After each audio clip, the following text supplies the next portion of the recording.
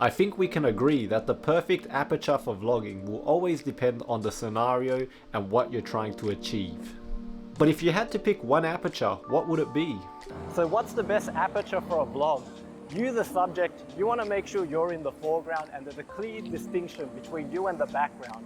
And obviously, if you have a blurry background, it looks very professional, much better than what you can get on a smartphone. But if it's too blurry, the audience won't have enough context. They won't know where you are. Like look behind me, you can barely see anything. Now just note that this test will be for myself as a solo traveler only or solo vlogger. If you're traveling in a group or with someone else, you might need to change your aperture accordingly. So this is an aperture test to see what's the best aperture to use when you're vlogging. Now my style is run and gun, so I typically set one aperture, leave it in aperture priority and just use that the whole day or majority of the day. This is f2.5. Yeah, unfortunately I don't think the split screens really do it, so you're just gonna have to watch it all one by one, and I'll have chapters down below, so feel free to skip to the aperture of your choice. This is f1.8. This is f2.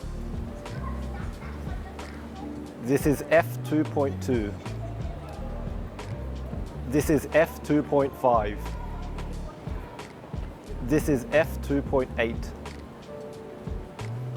This is f3.2.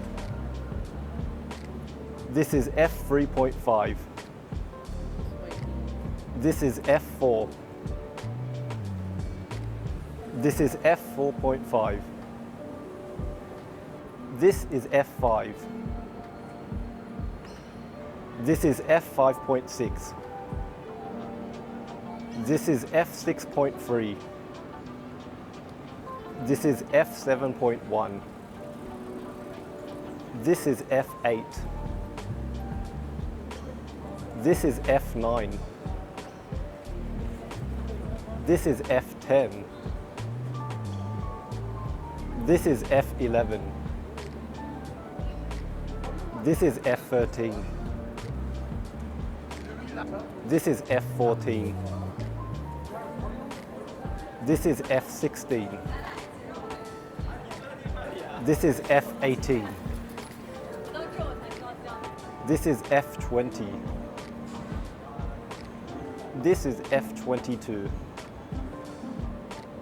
I guess it's a matter of personal preference, so after rigorous examination, pixel peeping, mathematical, logarithmic, quantum AI, artificial, I like the f2.5 to f4.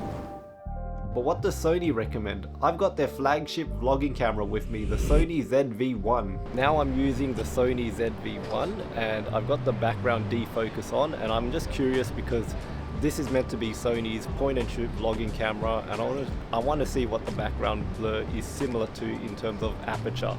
If you can see, I will unclick or unpress the background defocus and now it's cleared up, and I'm just going to defocus again. But yeah. Now comparing the footage side by side, I reckon the closest aperture is f4, funnily enough. When you zoom into the shrubs, you can see it's quite similar. And also, if we take a look at the signage of the restaurant, it's also about the same. Objection! Look at f4.5 and f5, they look about the same in regards to blur as well. And it's hard to compare because it depends on the measurement of the lens. I'm kinda glad that f4 was sort of within my preference, because now I can use this lens as the end or be all lens. Until it gets to nighttime, then I'm swapping over to the 20mm f1.8. Make sure to comment your favorite aperture down below.